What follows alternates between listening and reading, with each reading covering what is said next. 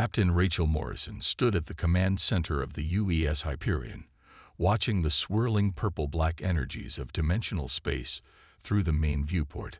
Her ship hung in the space between spaces, hidden from normal sensors and scanning systems.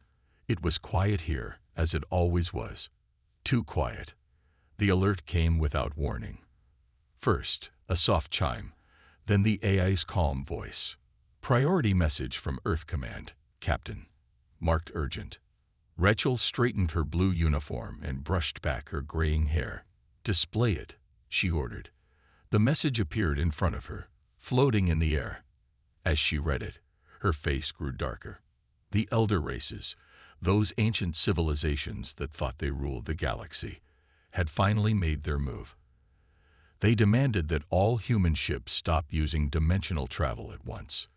They called it dangerous, reckless, a threat to the fabric of space-time itself. "Get me Admiral Wilson," Rachel said.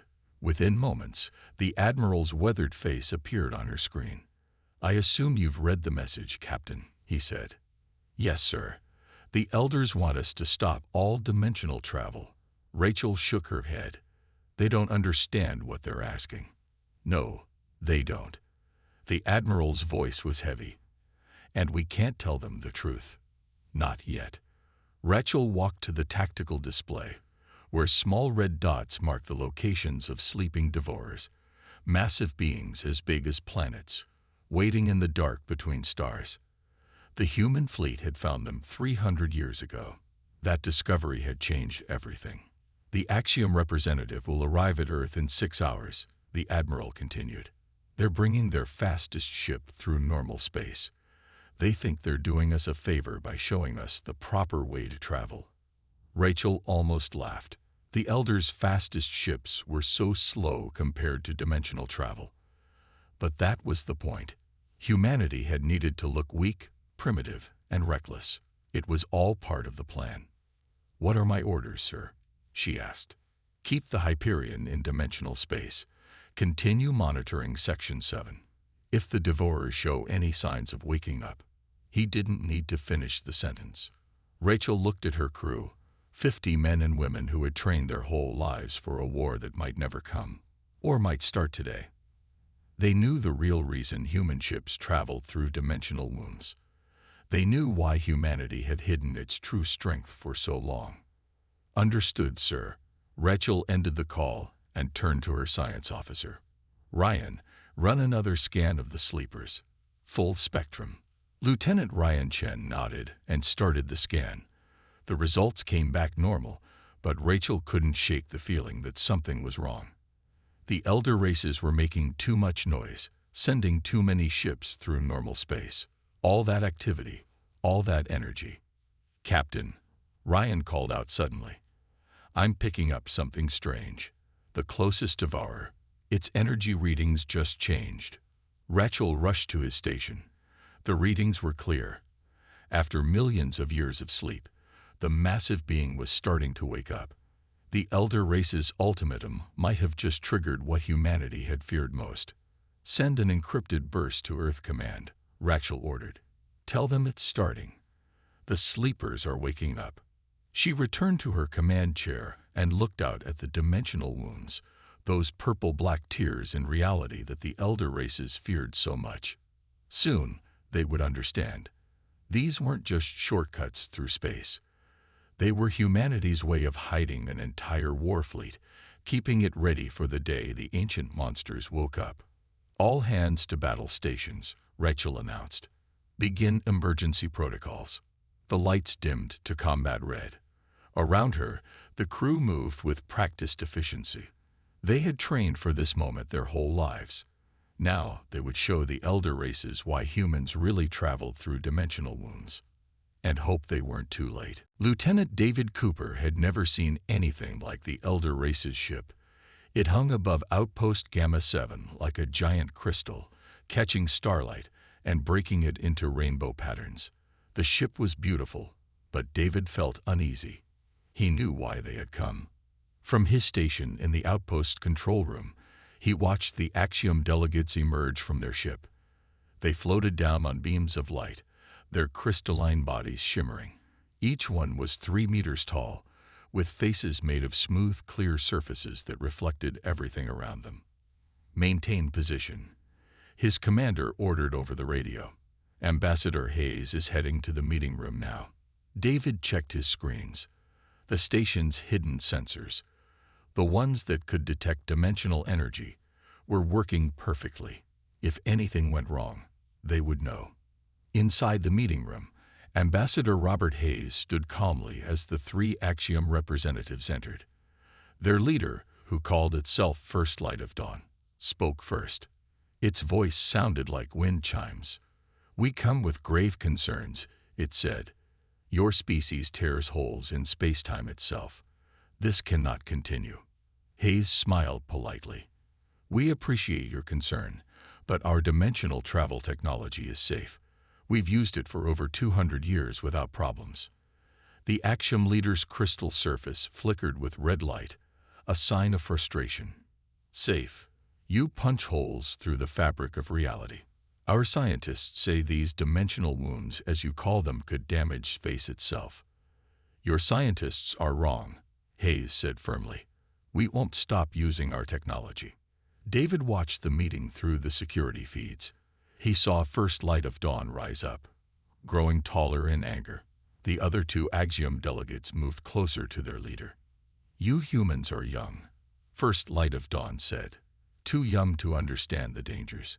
We, the elder races, have watched over this galaxy for millions of years. You must listen to us." Hayes stood his ground. "With all respect, we understand more than you think." Suddenly, David's alert system began blinking red. The hidden sensors had picked up something, a massive energy spike from the nearest dimensional wound. His hands flew across the controls as he checked the readings. "Commander," he called urgently. "Something's happening in dimensional space. The energy patterns, they're changing." The commander rushed to his station. Together, they watched as the readings grew stronger. The Axiom's presence, their powerful ships, their energy signatures, it was all causing ripples in space, ripples that were reaching into places they shouldn't. In the meeting room, Hayes received the alert on his personal device. His face grew serious as he read it. "I'm afraid we need to cut this meeting short," he said to the Axiom delegates. "Something requires my immediate attention." First Light of Dawn's surface rippled with angry patterns. "You refuse our wisdom and now dismiss us. The elder races will not stand for this. If humans won't stop their dimensional travel willingly, we will be forced to act." "That would be a serious mistake," Hayes warned quietly. The Axiom leader turned to leave, its crystalline form glowing with barely contained anger. "You have 1 planetary rotation to shut down all dimensional travel technology. After that, we will do what must be done." As the Axiom delegates left the station, David's sensors picked up even more disturbances. The elder race's ships were putting out enormous energy signatures, much stronger than normal. All that energy was bleeding into dimensional space, creating ripples and waves that traveled far into the darkness. And in that darkness, something ancient was stirring. "Send word to command," the commander ordered David. "Tell them the elder race's ultimatum isn't our only problem anymore. Their presence here, it's making things worse." David sent the message, then looked out the station window at the crystal ship. The Axiom thought they were protecting the galaxy. Instead, their actions might have just started something they couldn't understand or stop. The real reason for humanity's dimensional travel was about to become clear, and the elder races weren't ready for what would come next. Dr. Lisa Martinez walked through the dark halls of Earth's deep archive, her footsteps echoing off metal walls. Red warning lights flashed overhead, marking this as an emergency access. She hadn't been down here in years. Few people had. This was where humanity kept its darkest secrets. "Access granted to Section 0, the computer announced as Lisa pressed her hand to the scanner. The heavy doors slid open with a hiss. Inside, she found old computer banks and storage units. These machines held the truth about why humans had started using dimensional travel. Lisa sat down at the main console and began searching through files from 300 years ago. "Show me First Contact," she ordered. "The real one." The screen lit up with images that made her hands shake. The first human deep space mission had found something terrible: massive shapes floating between the stars. Planet-sized creatures that looked like a mix of flesh and metal, sleeping in the empty space. "Play record 1," Lisa said. A video appeared. In it, an old man in a captain's uniform looked tired and scared. "This is Captain Peter Walker of the ESS Discovery," he said. "We found them by accident. The Devourers. That's what the warning signals call them. Ancient beings that eat whole solar systems. They're sleeping now, but the old warning beacons say they wake up every few million years to feed." Lisa checked the date, 2184. That was when everything had changed, when humanity had learned they weren't alone in space, and their first discovery had been monsters. She opened more files. The next few years showed how humans had worked in secret, developing new technology. They couldn't fight the Devourers in normal space. The creatures were too big, too powerful. But they found another way. "Display Project Dimensional Shield," she ordered. The screen showed plans for the first dimensional drives. Humans had discovered they could slip between layers of space, hide entire fleets in the gaps between reality. They built special weapons that could fire through dimensional wounds, hitting targets from impossible angles. "Dr. Martinez," the computer interrupted. "You have an incoming call from Admiral Wilson. Priority 1. Lisa accepted the call. The Admiral's face appeared on her screen, looking worried. "Tell me you found something useful," he said. "The elder races are going to shut down our dimensional travel. They think they're helping." "I found everything," Lisa answered. "The original files confirm it. The Devourers are sensitive to energy signatures in normal space. The elder races' ships, their technology. It's exactly the kind of thing that could wake them up." The Admiral rubbed his face. "That's what we were afraid of. We're picking up strange readings near the Axiom fleet. Their energy signatures are causing ripples we've never seen before." Lisa quickly pulled up current sensor data. The readings were clear. The elder race's powerful ships were sending waves of energy through space. Energy that was reaching the sleeping Devourers. "We need to warn them," Lisa said. "They won't believe us," the Admiral replied. "They think they're the oldest, wisest species in the galaxy. They don't know about the things that came before them, the things that sleep in the dark." Lisa looked at more files from the past. Videos showed humanity building its hidden fleets, designing ships that could fight from within dimensional wounds. For 300 years, they had prepared in secret. They made their dimensional technology look rough and dangerous, so no one would guess its true purpose. "Sir," she said suddenly, "these readings, one of the Devourers is almost awake. The elder race's ships, their energy is like an alarm clock to these things." The Admiral was quiet for a moment. "How long?" "Hours, maybe less. And the Axiom fleet is sitting right next to it. They have no idea what's about to happen. Send everything you found to Fleet Command," the Admiral ordered. "It's time to show the elder races why we really travel through dimensional wounds, and hope we're ready for what comes next." As Lisa began sending the files, she looked one last time at the old videos. Humanity had carried this secret for 3 centuries, building and preparing.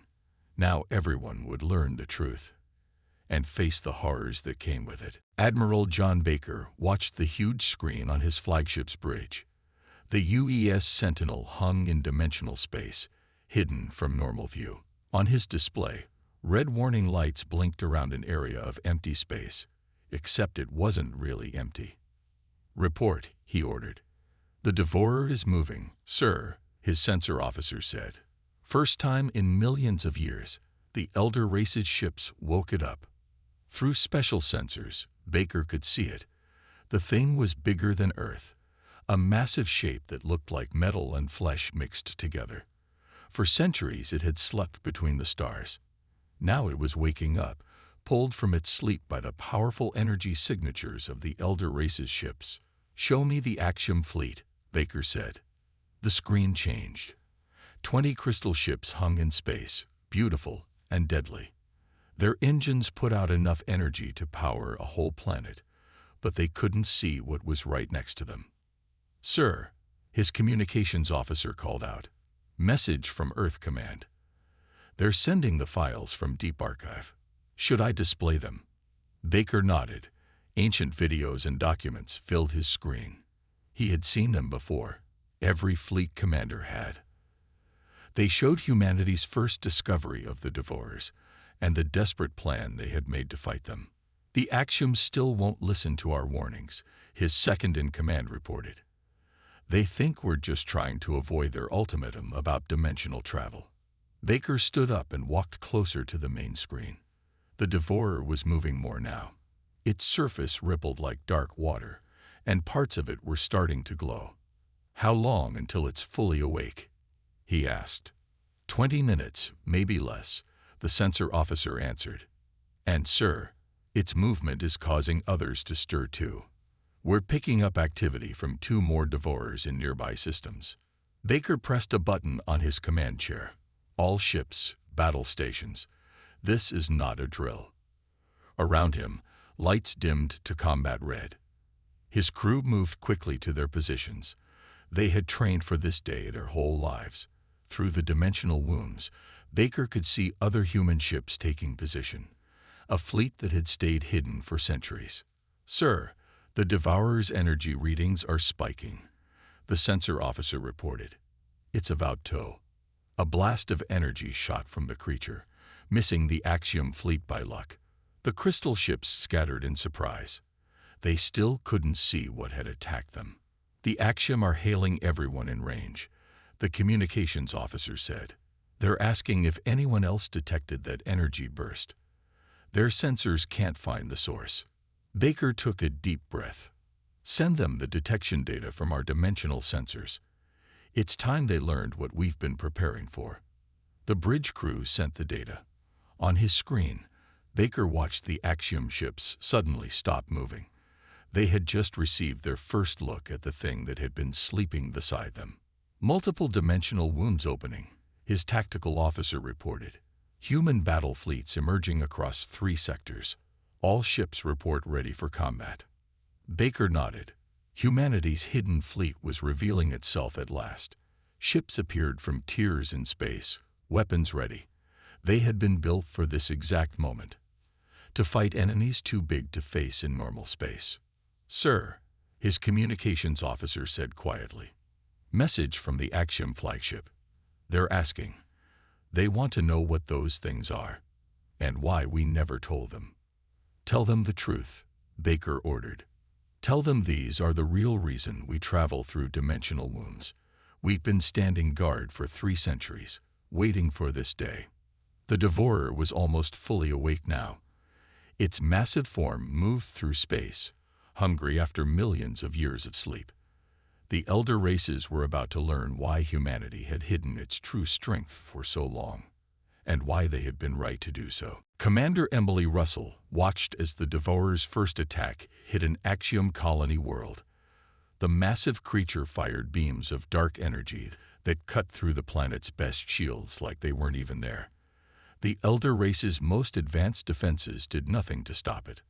"All ships, form up," she ordered. The UES Striker and 50 other human warships hung in dimensional space, waiting for her command.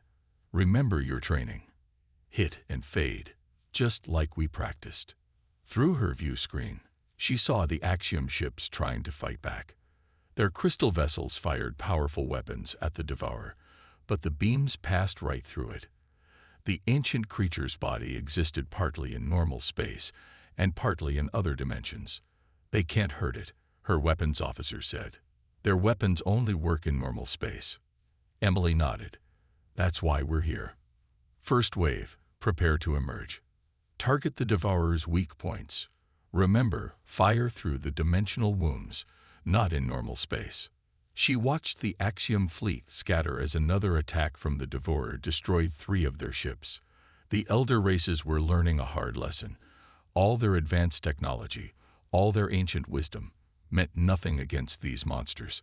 "Commander," her communications officer called out. "The Axiom flagship is sending out a distress call. They're asking for help from anyone who can hear them." "Send them a message," Emily ordered. "Tell them to pull their ships back. They're only making the Devourer stronger with their energy signatures." As the Axiom fleet retreated, Emily gave the order she had trained 15 years to give. "All ships, open dimensional wounds.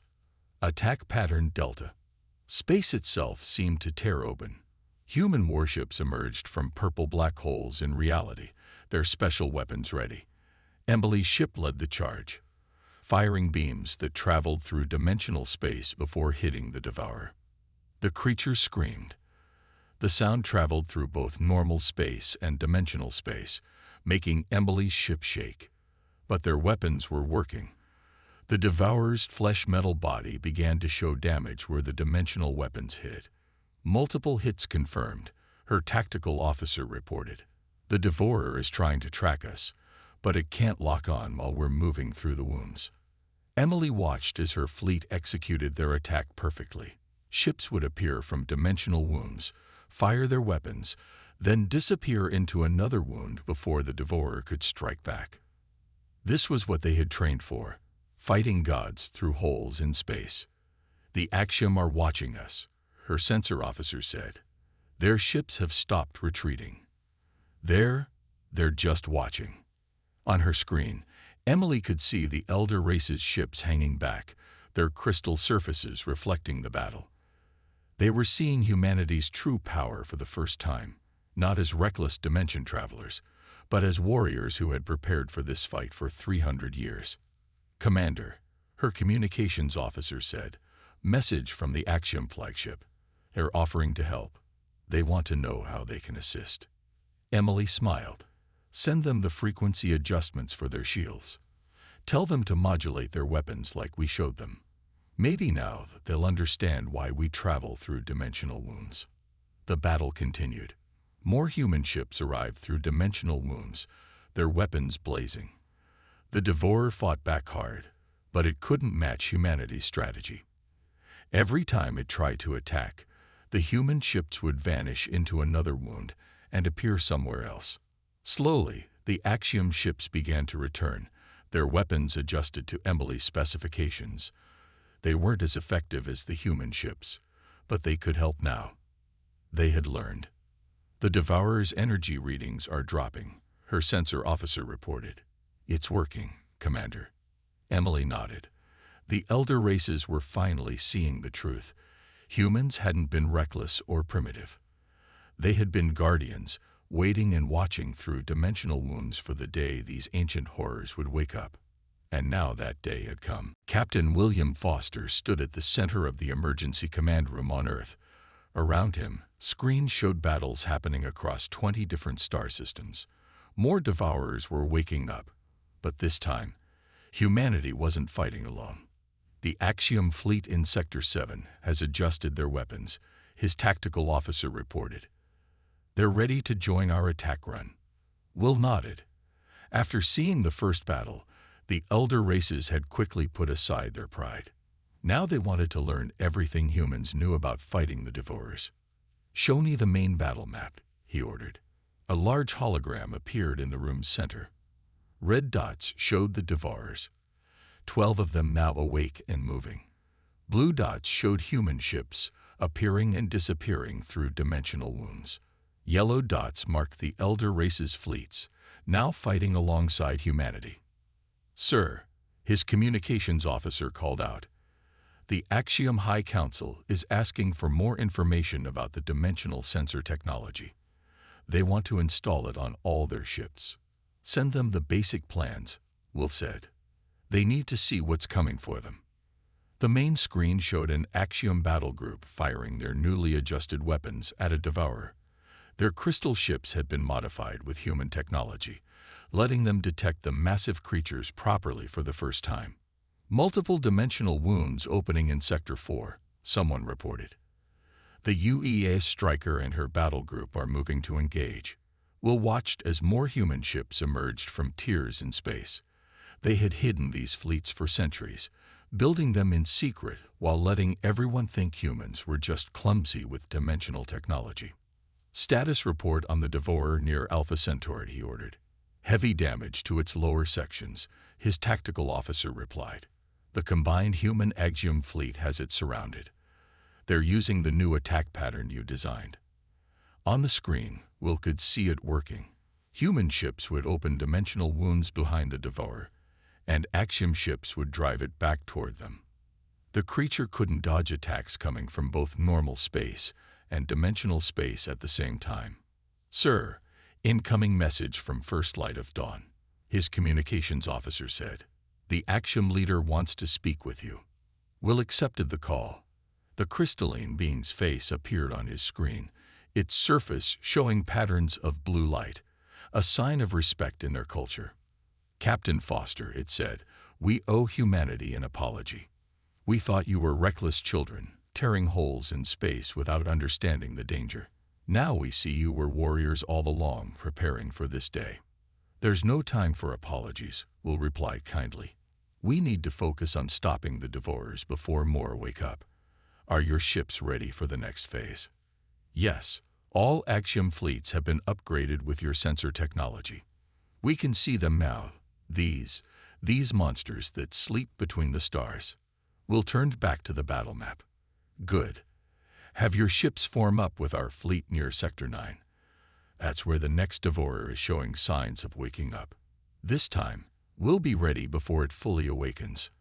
The hologram showed more Axiom ships moving into position, their crystal forms now modified with human technology. They were learning quickly, adapting their advanced ships to fight alongside humanity's dimensional fleet. All ships report ready, his tactical officer said. The combined fleet is in position. Will looked at the map one last time. Humanity had waited 3 centuries for this fight, building their strength in secret. Now, with the elder races fighting beside them, they finally had a real chance to win. Begin the attack, he ordered. Show them why we travel through dimensional wounds. The battle wasn't over, but for the first time since the Devourers began to wake, Will felt hope. Humans weren't alone anymore. The elder races had learned the truth, and they were ready to fight. Together, they might just save the galaxy. Dr. Karen Phillips walked into the great crystal hall of the Galactic Council. 1 month had passed since the last Devourer fell. Now, representatives from all elder races had gathered to hear humanity's full story. The hall sparkled with light from 1,000 different beings. The crystalline Axiom sat next to the energy forms of the Zocs, while the ancient Meridians floated in their gravity bubbles. All of them watched Karen as she approached the speaker's platform. 300 years ago, she began, humanity found something terrible in space. We weren't looking for the Devourers.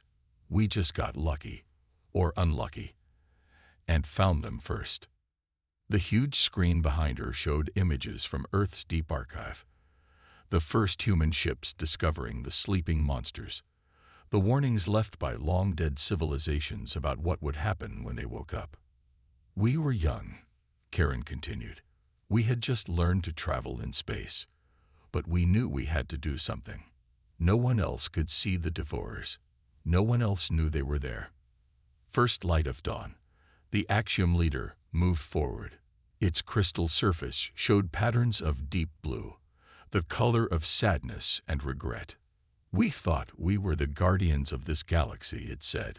We thought we knew everything. We were wrong. Karen nodded. That's why we let you think we were primitive. Why we made our dimensional technology look rough and dangerous. It was easier if everyone thought humans were just clumsy children, playing with forces we didn't understand. The screen showed more images. Human engineers building the first dimensional drives. Workers constructing massive fleets in secret bases between realities. Soldiers training for a war they hoped would never come. For 3 centuries, we prepared, Karen said. We built our ships to fight from dimensional wounds because that was the only way to hurt the Devourers. We spent generations watching and waiting, knowing that someday they would wake up. An elder of the Meridian spoke next, its voice translating through the council's systems. "But why didn't you tell us? We could have helped you prepare." Karen touched a control, and the screen showed energy readings. "Your ships, your technology. They put out too much energy in normal space. If we had told you, if you had tried to help us back then, you might have woken the devourers before we were ready." The hall was quiet as the elder races thought about this. They had nearly done exactly that, with their ultimatum about dimensional travel. "Now you know everything," Karen said. "Why we travel through dimensional wounds. Why we hid our true strength. Why we had to let you think we were reckless and primitive." First Light of Dawn moved to the center of the hall. "Humanity has taught us much. About humility. About patience. About being willing to look foolish to achieve something greater. The elder races owe you a debt we can never repay." Karen smiled. "You can repay it by working with us. The devourers are gone, but there might be more out there. Humanity doesn't want to guard the galaxy alone anymore." The hall filled with sounds of agreement. The elder races were already changing, adding dimensional technology to their ships, learning to look beyond normal space for threats. From this day forward, First Light of Dawn announced, the dimensional wounds will remind us of our mistake, of how we thought we were wise, but failed to see the truth, of how humanity sacrificed its pride to protect us all. Karen looked around the hall at all the ancient, powerful beings. They had finally learned why human ships traveled through holes in reality. Not because humans were primitive, but because they had found a truth no one else knew. "Together," she said, "we can build something new. A galaxy where we watch the darkness between stars together. Where we share our knowledge and strength. Where no threat, no matter how ancient or powerful, can catch us unprepared again." The elder races agreed. The age of secrets was over. Now, humans and elder races would guard the galaxy together, through dimensional wounds and normal space alike. They had learned their lesson well.